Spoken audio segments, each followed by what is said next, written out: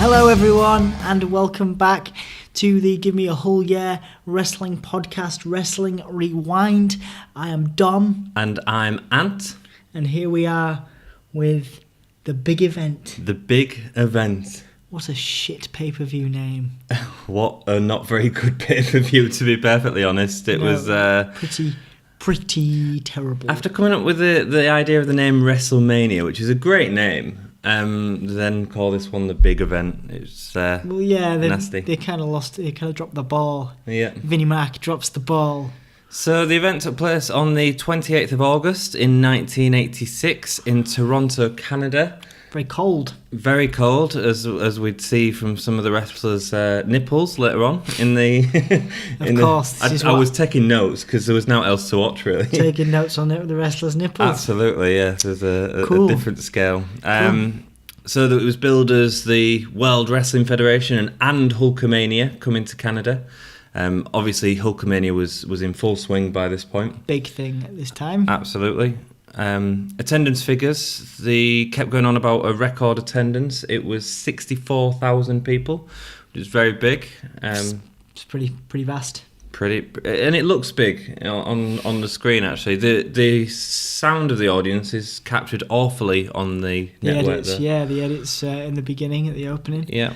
So there's a bit of introduction to like the setting and all that kind of stuff, and then like just clips of the pay-per-view that we're about to see. With a really nasty sound, wasn't it? Yeah, with like the crowd like screaming in between these clips of the pay-per-view we're about to see, so you kind of know bits of what's going to happen anyway. And did you notice that the crowd were never that loud during any of the matches as well? Yeah, I know. Obviously done in weird.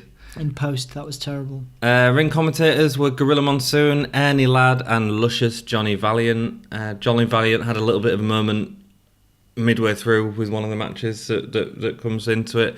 Didn't really rate them very much as commentators. It was more, they were naming a lot of moves and the damage that a move will do and stuff like that, but there didn't seem to be as much variety. And I think when you're at that time, when you've got Jesse Ventura and Gorilla, you just sort of want to hear them. I feel like Gorilla carries everybody through everything all the time at this time in WWFE history. I think he does a good job, but everyone else kind of brought him down. I didn't think it was very exciting. This was very, I would say, boring. On the whole.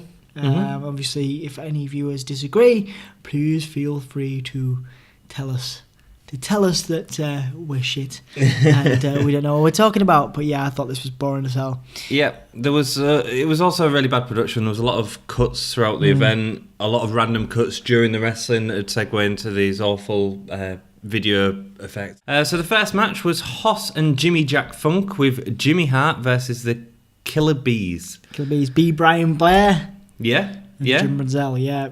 Killer Bees, I always liked Killer Bees. Yeah, they were alright. They were a bit foddery for me. But yeah, I thought they were good athletes, but the Killer Bees gimmick is just silly. It's not the... Well, do you know why that was their name? Go on. It was... Is it because both of the names begin with B? Yeah, well, the end in B. Brunzell and Blair. It was also, at the time, Miami Dolphins had... their defensive line was called were known as Killer Bees. And most of their defensive line, second name began with B. So that's why they were called the Killer Bees. One house match, Blair was unable to appear, so Special Delivery Jones took over as part of the Killer Bees.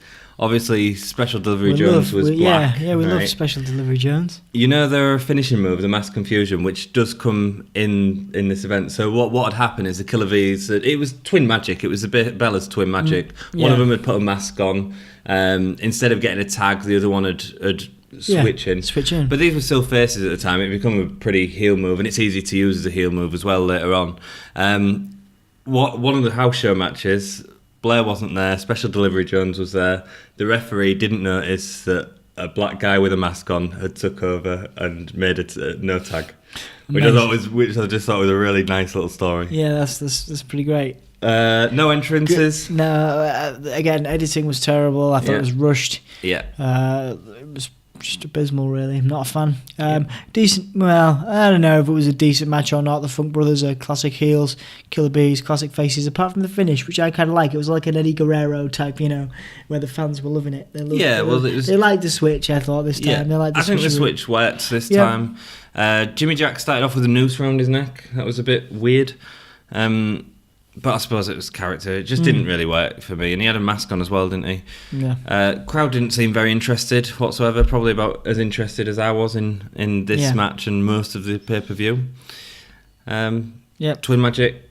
Yep. Gets the win for the Bees. It was a match, but meh. That's it. Meh. King Tonga, Magnificent Muraco. Magnificent Muraco is a fine specimen, and this is a big introduction for King Tonga, who many people will recognise as Haku from the WWF, and also Meng from WCW. I thought the match was pretty solid all round. So a nice little technical affair. Tonga had really hard nipples. Yes, he did. Very cold. That was interesting. It must have been cold. I mean, the whole audience is in coats and his guys in pants wrestling in an outdoor arena. Yeah, I mean, they didn't really think that through too well. What did you think about Morocco's belly top? Did you like that? Do you know, like Kofi Kingston wears his belly top? I mean, it works on Kofi Kingston because he's such a slim guy and he's sort of a comedy act anyway. I know he's a great wrestler, but the new day of comedy act. What do you think about Morocco with on? Because he was a bigger set dude. Yeah, he was a bigger dude. I mean, he was pretty impressive, but yeah, it was an interesting look. But then you can't really say anything when you've got there was a lot of questionable gimmicks running around. Are we on about Adonis? I most certainly am on about Adonis. I actually the more I watch his matches, the more I dig it.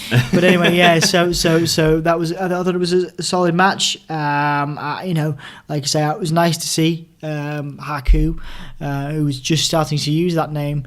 The commentators were all over that kind of name change. He wanted to go from King Tonga to Haku, and that was kind of his introduction to that name. He'd had a decent run in his earlier days as part of the Islanders tag team with Tonga. He'd actually gone back to the WWE. Interesting note, he'd gone back to the WWE after a stint at WCW, and he was in a tag team with Rikishi for a very brief period of time. In 2002. He only finished his wrestling career last week. Last week. I mean, I'd love to see him again, but if you're watching this, Haku, you can come back and do a match. Come perform in Hull. But he finished his career last year in New Japan. He is widely known, which is a note I think is fantastic. Everybody in the locker room in WWE and the kind of toughest guys like Hardcore Holly and the ones that were noted to be like the baddest of asses, everyone says across the board that Haku was one of the toughest people to ever wrestle. Right. And toughest people to ever... You didn't want to... He was a nice guy, very nice guy, but you didn't want to piss him off. Right. He was in lots of bar fights. Was he a very stiff worker? No. You didn't want to mess with him. Everybody from Hardcore Holly to The Rock, who is actually Haku's nephew, all said that he was one of the toughest people to ever part of that legacy family. Yeah, absolutely. So like I say, the match was solid. Like I say, it was really cool to see Haku at this early stage. It started off fast. I thought it just lost its pace after the first sort of 2 minutes. And then obviously we had the ending. Do you have anything else to say about the match? No, I mean, like I say, it was the ending.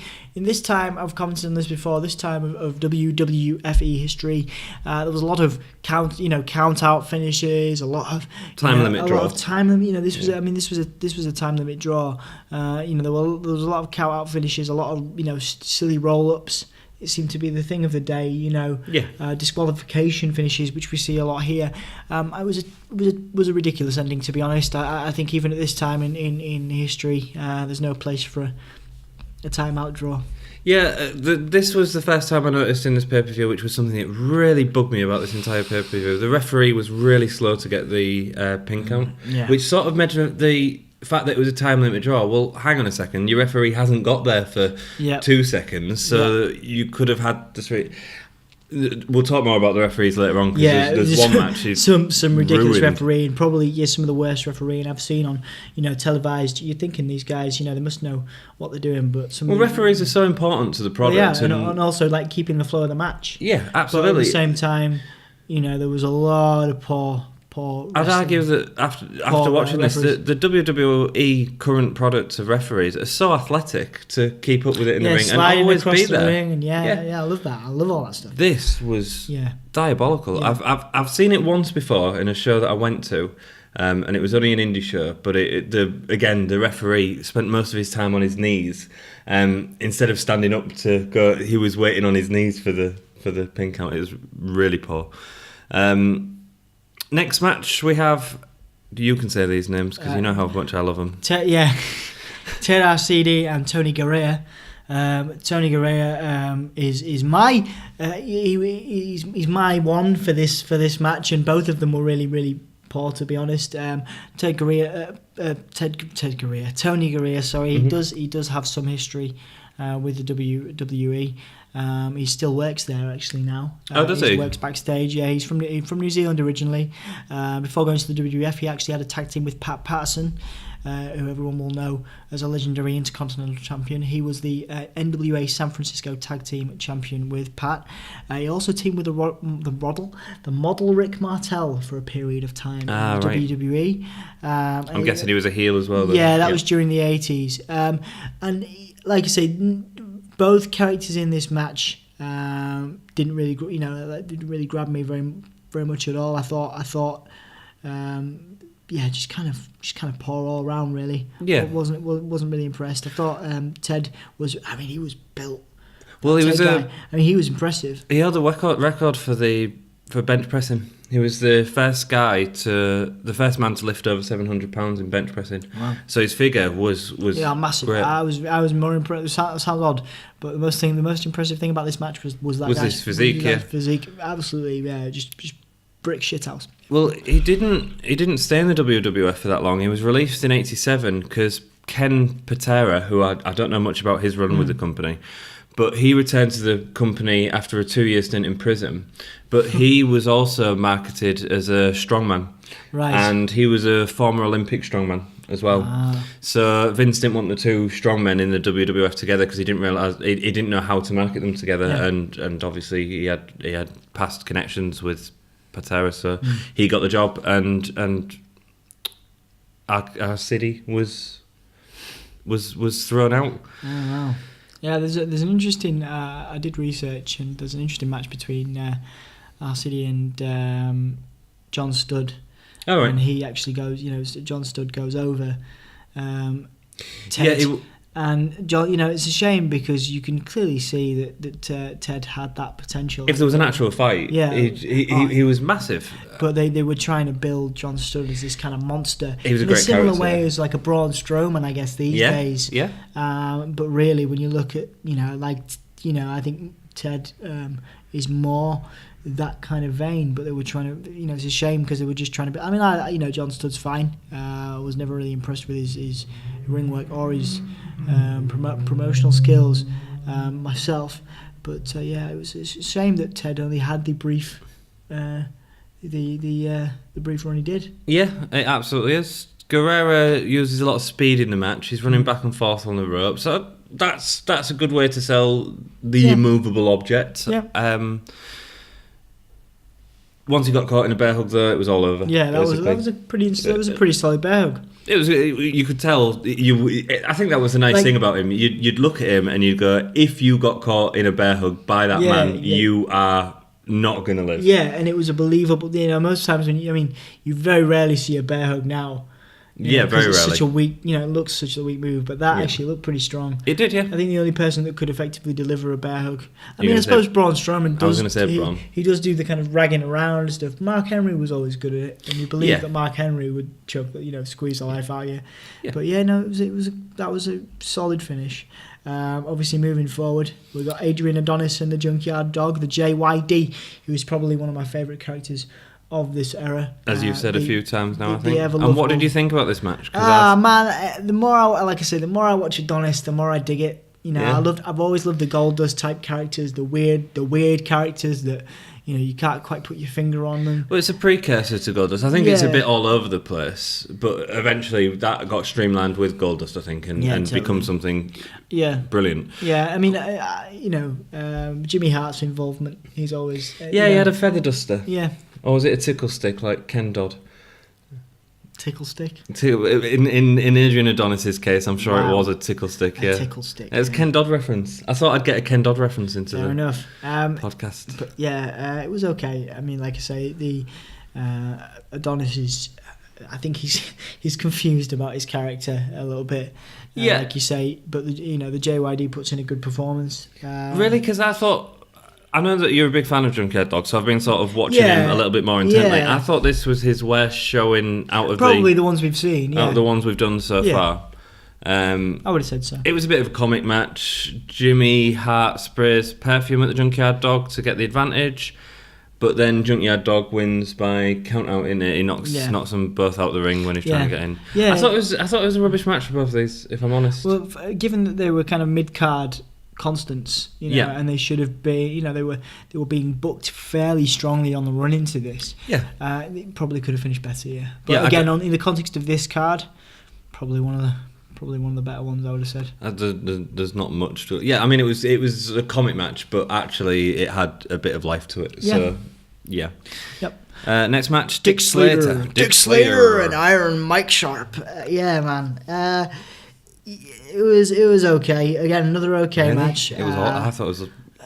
Maybe I'm a little bit. Yeah, but I'm the nice one. I just saw no redeeming factors in it. The crowd seemed really bored by it. Oh yeah, totally. I like I say, both. I think these were fillers a lot of the time. I think Iron Mike Sharp was, and Dick Slater. Bless their cotton socks. I thought they were kind of. Well, I think the problem with this match was there was a weird dynamic because the heel was from Canada, so they was in Canada, and the face he was sold as like with a flag, wasn't he? Yeah. What's the word of the flag? The old American flag. So the face didn't really work in Canada. So, it just didn't work for me. Roll up win by Slater. The crowd were booing, even though he was supposed to be the face. Yeah, he was. Yeah. Just like confusing. Confusing end. I mean, like I say, Mike Sharp was a bit of a, he had a I would say a cult following in Canada. He was self-proclaimed Canada's greatest athlete. He actually went on to train the likes of Charlie Haas, who was part of America's Greatest Tag Team with Kurt Angle a few years back, with Shelton Benjamin. So he had his wrestling school. He actually died last year, unfortunately. Managed by Lou Albano, a nice redeeming factor when he first came in to the WWF. Right, because I'm guessing they didn't put Albano with him because of Albano's involvement in the next match. Indeed. Which was much more sort of important. Yes, it was. Are you happy to move on to the next match? Because the next match was actually quite interesting. Yeah, the next few are better.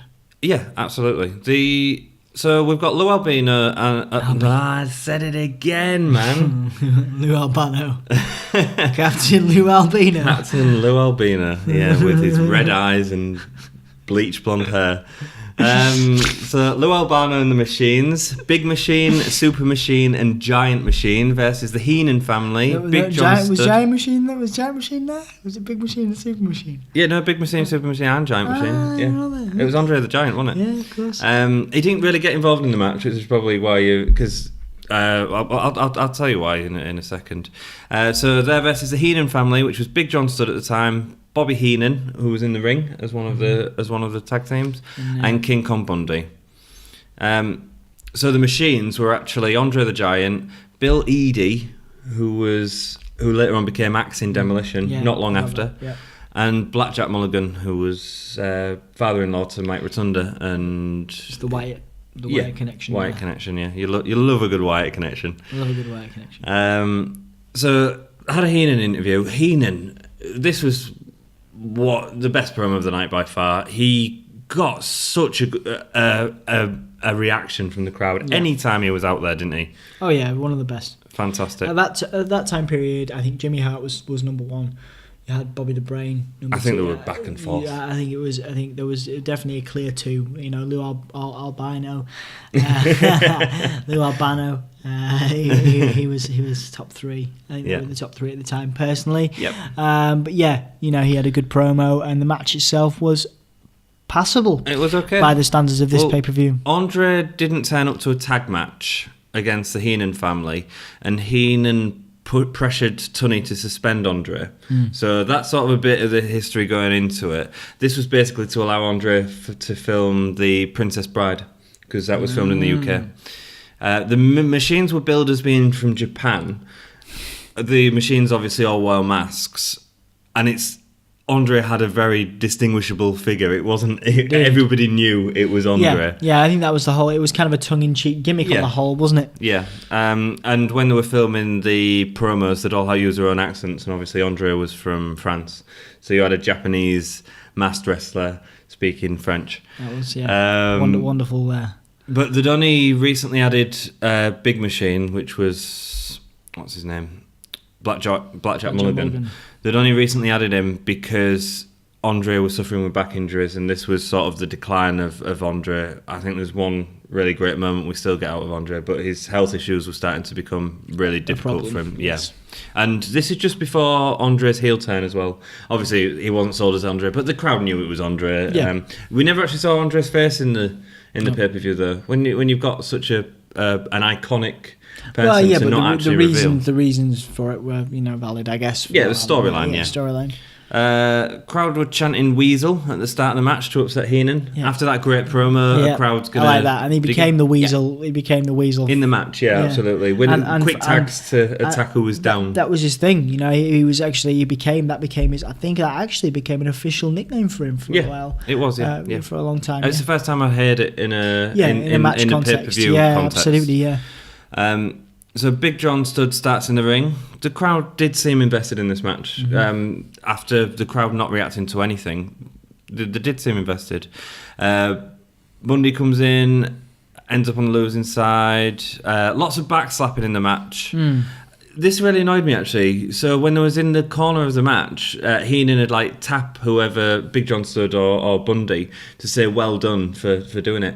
That's legal tags. Yeah. So, and I think WWE's current product has really defined that, and now that becomes more of a storyline element. If you tap someone on the back, you get the tag. They think they've got the tag. It just that sort of messiness. Yeah. Doesn't. Yeah, it looked terrible. Yeah. And at this point, yeah. I get what it is. It's character saying, "Oh, well done, mate," but it doesn't work within the context of what a tag is.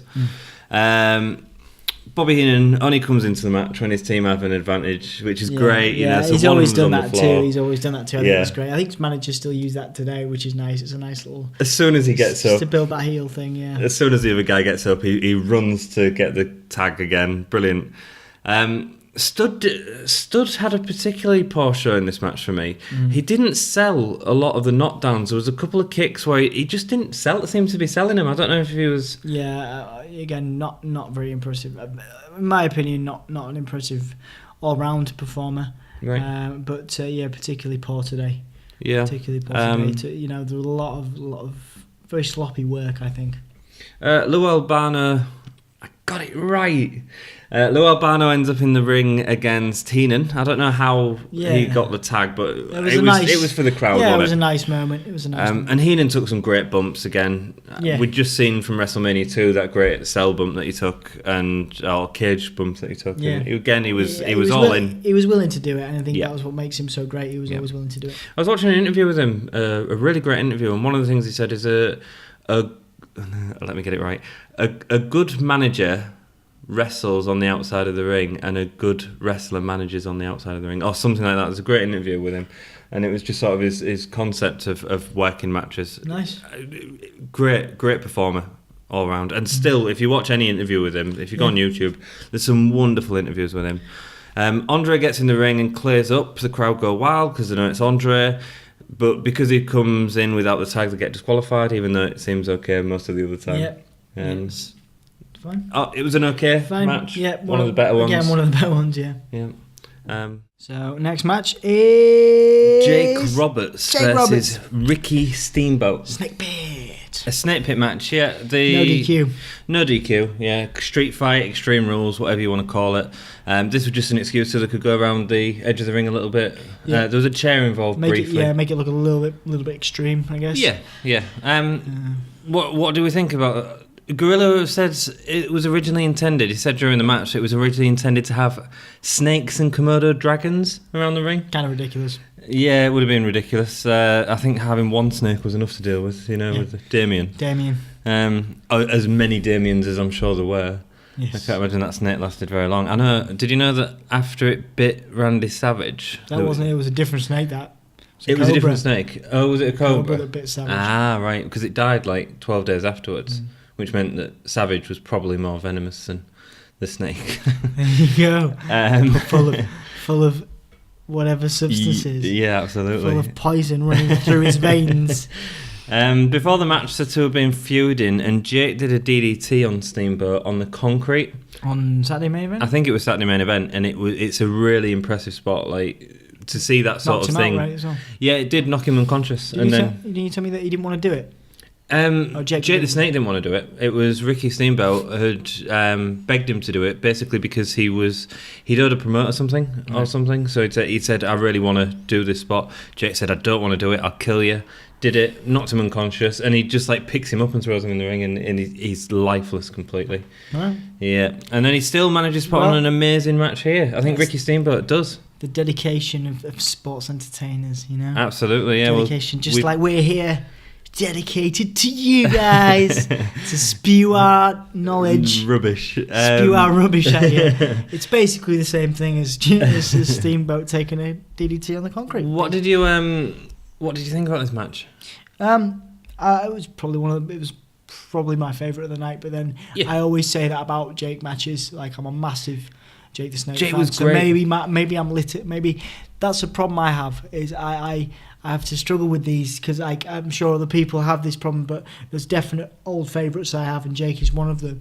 One of the great things I like about the two of these guys is that their legacy, particularly Ricky Steamboat, still, he was able to come back time and time again, even till recent years, and make an impact and still perform.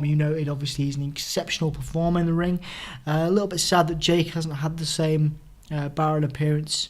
No. Where he DDT'd Dean Ambrose a few years back. I'm sad that Jake hasn't had the lasting impression post his prime. Well, there was that great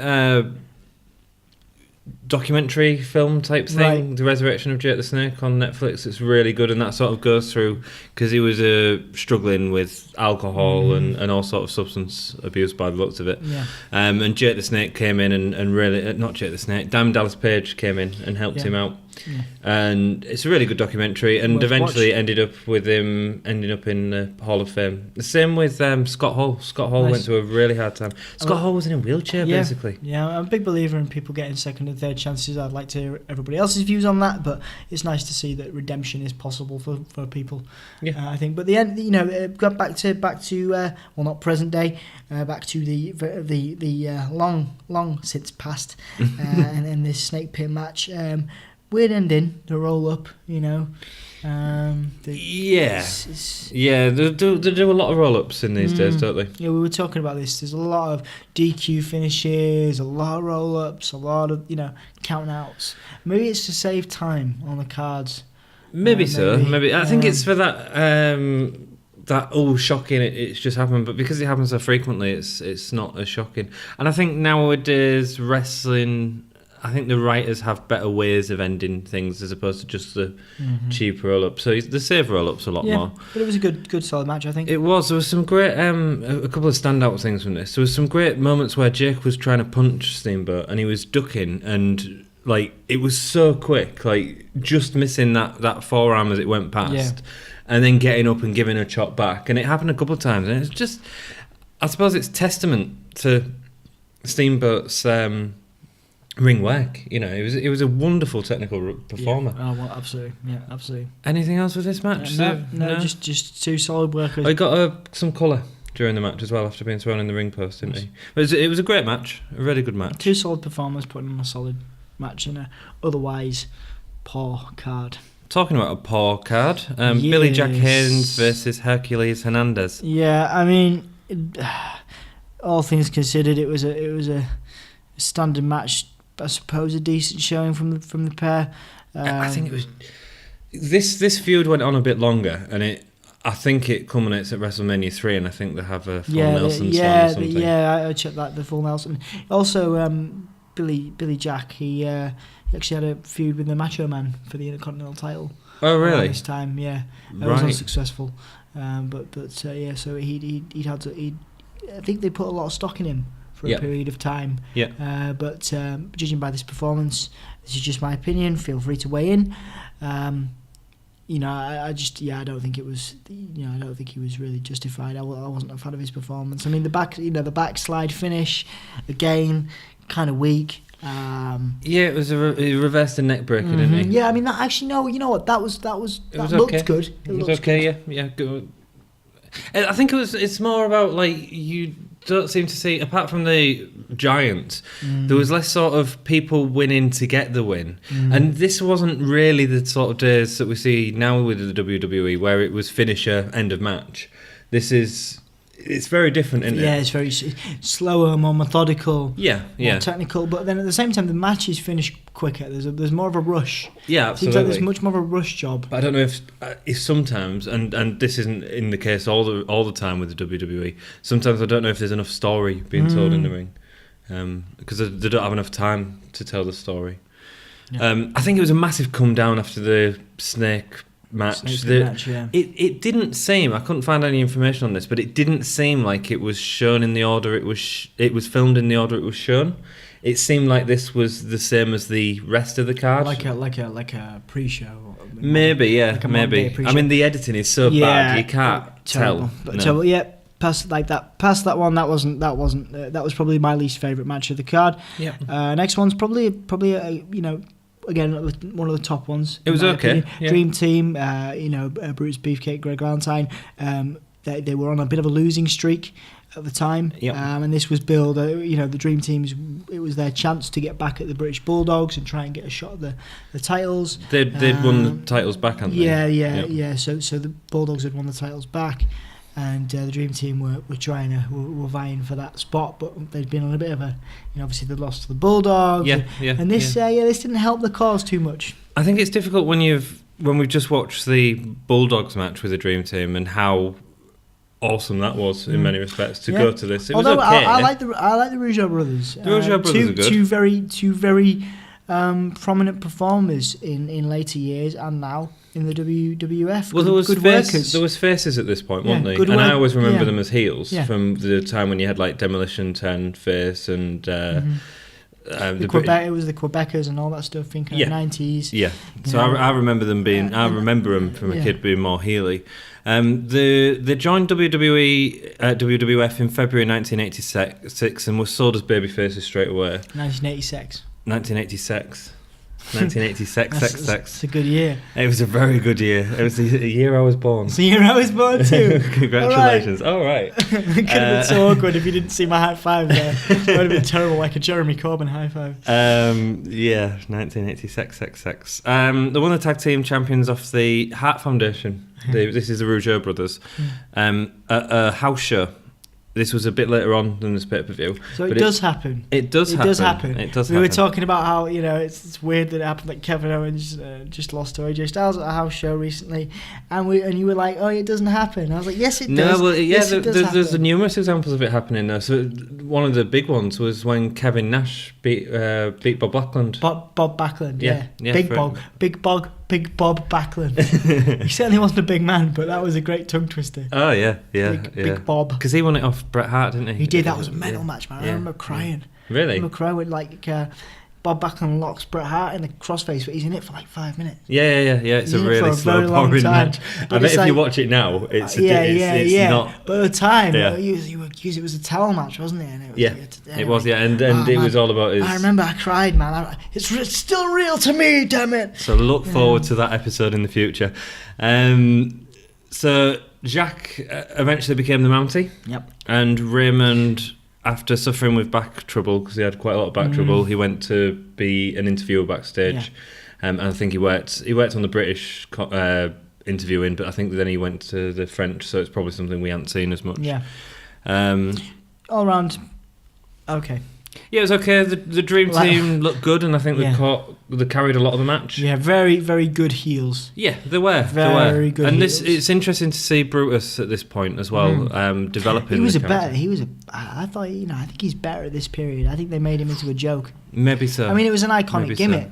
Iconic gimmick, the Barber. Especially when he was teaming with Hogan, I think was sort of the infamous one. The referee in this match, this is the match I was referring to earlier, just ruined sections of the match. There was a weird backbreaker and then a really slow pin, and it took forever for the referee to get there. Yeah. It was just so strange seeing it compared to the products we have nowadays and how much we rely on good referees. Yeah, you know, it's true.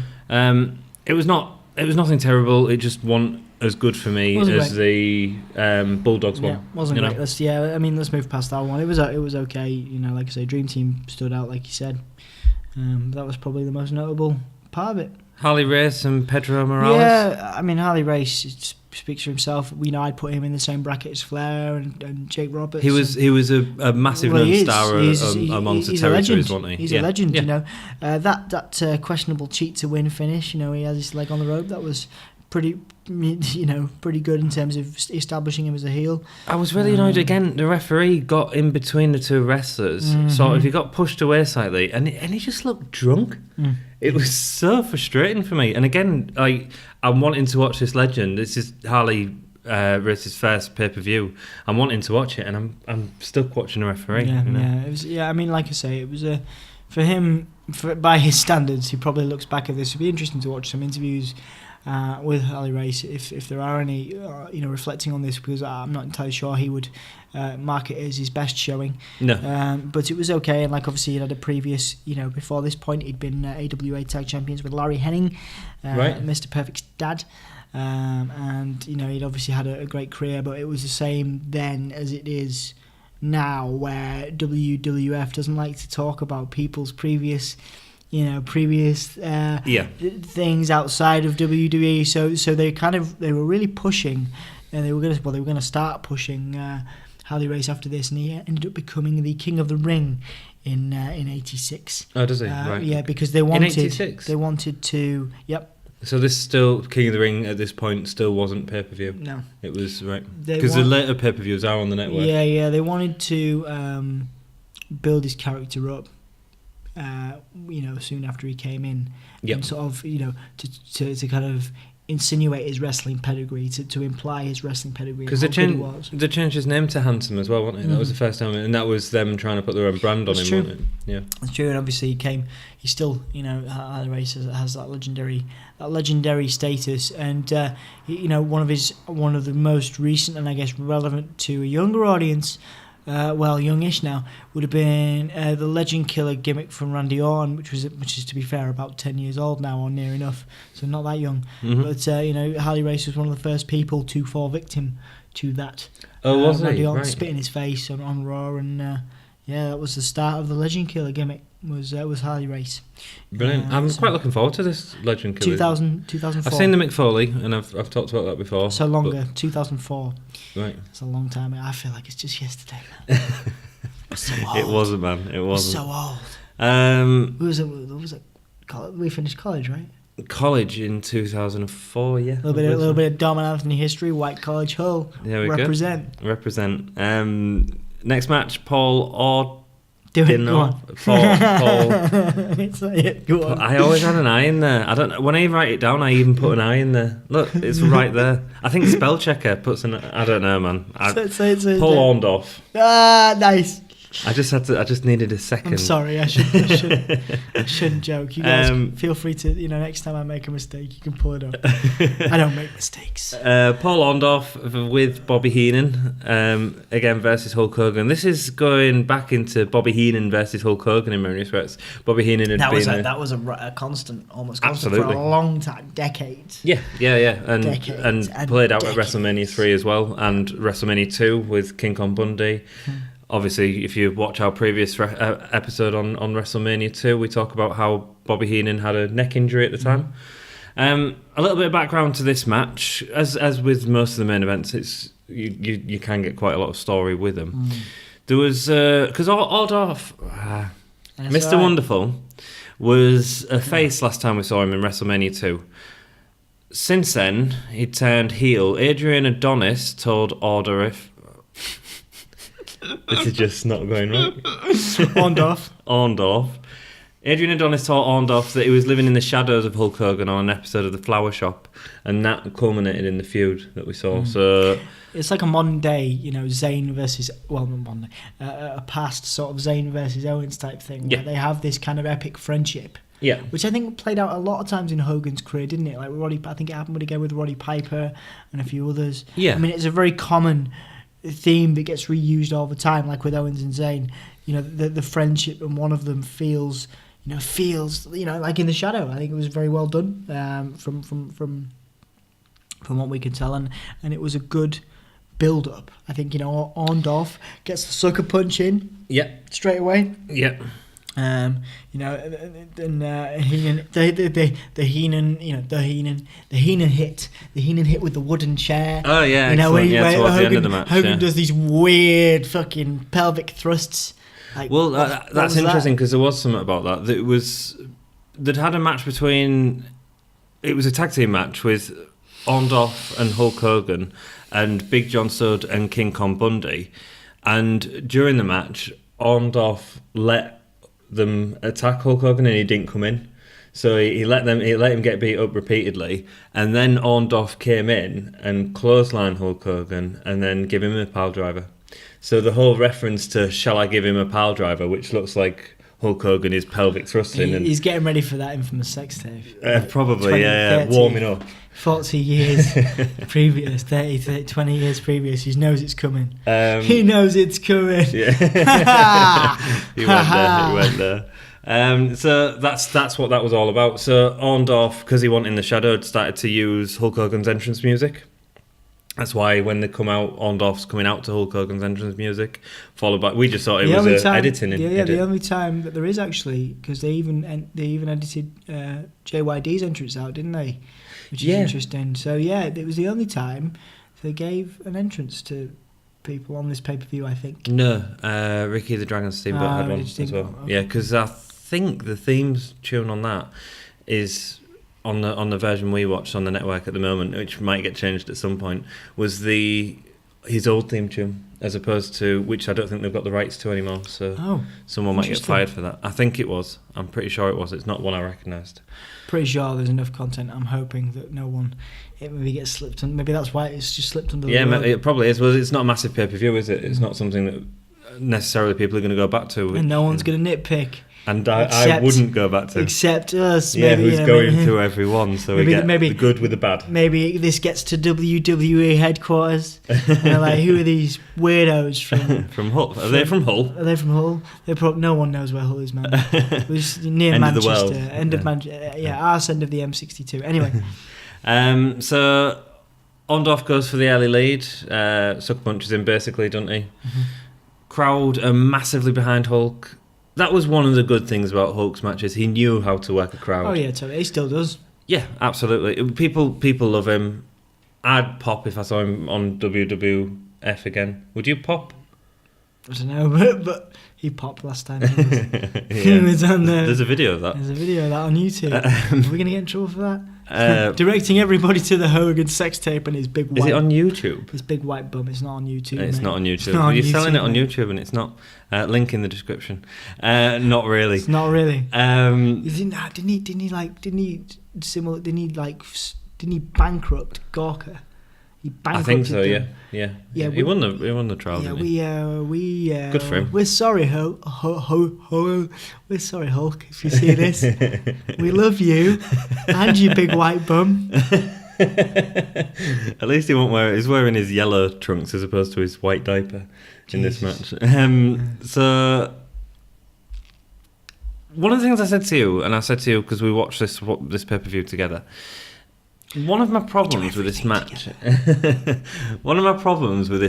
was that there was not enough slams and stuff like that done on Hulk. It didn't take any. It was a lot of groundwork from Orndorff, and that just made it feel a bit slow. Like after seeing the British Bulldogs were doing some incredible air stuff, it all just felt like all the moves were very low impact. Yeah, and so it's hard to invest in that moment where he goes, "I'm not really hurt." If you can't believe in what comes up to it, and Orndorff was a terrific wrestler at the time. We've seen some of his stuff from the past few shows that we've watched, and he was great. So he was very much the kind of Lex Luger of that time period. You know what I mean? The guy, and it's sad because it's the same story. Guy that almost gets there. Yeah. The Cesaro of the guy that just he's so good. Yeah. So good. But the Hulk won't let anyone beat him. So, like John Cena or Roman Reigns, the big dog. So that was what the pelvic thrusts were about during the match. Go from Roman Reigns to pelvic thrusts. Absolutely. I'm moving well on before I start getting upset about Roman. Heenan attacks Hogan from behind with a wooden chair. Which is the stupidest looking thing in the world. Yeah, it didn't break. Good, did it? No, not really. No. It was just sort of. I don't even know if it touched him. I mean, it was a typical Hulk match. Yeah, and then Heenan, like, you get straight out there, you know, like Heenan the weasel he is. The weasel, yeah, which I'm sure we'd heard more. So Orndorff gets the pin. Just prior to this, Hulk's pushed Orndorff and he's knocked out the ref. So that's how Heenan was able to get into the ring to get the chair bump. Orndorff gets a pin, celebrates with the championship, has the championship. There was no count. There was no count by the ref. No, but Orndorff celebrated it and he's got the championship. He's celebrating as if there was a count. And then there's a DQ win for Hogan. Hogan wins by disqualification for him bumping the ref.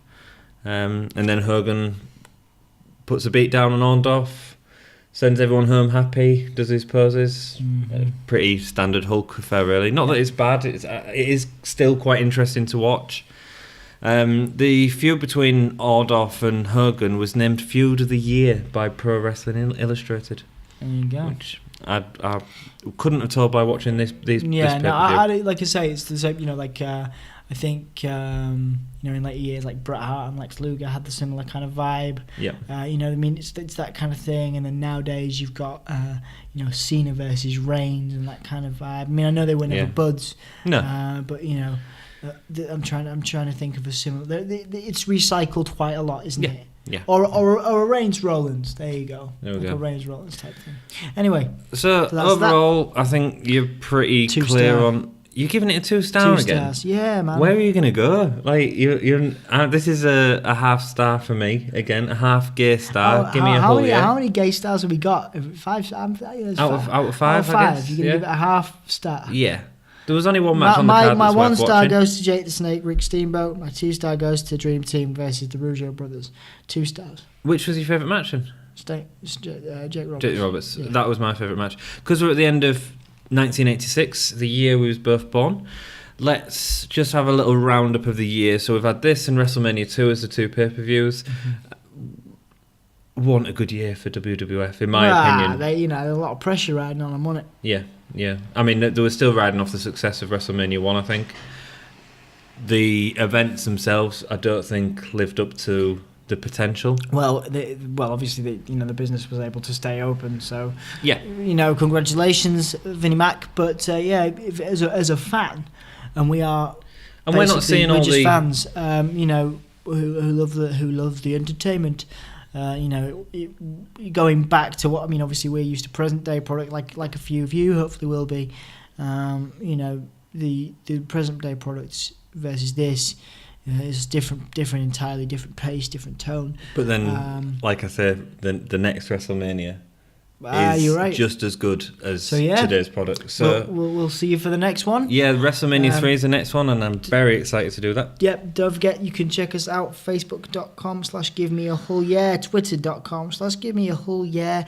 We have a Patreon if you'd like to support us on a financial level. You will see in the next few we have t-shirts and we have mugs, which we will skillfully drink tea out of while we do these, and we'll be wearing our shirts, and you too can have a mug, not with tea, because that would be gross if we tried to pose it to you, and you too can have a t-shirt And we got postcards for You're some doing reason. a really good sell job, man. We did, well, thanks, man.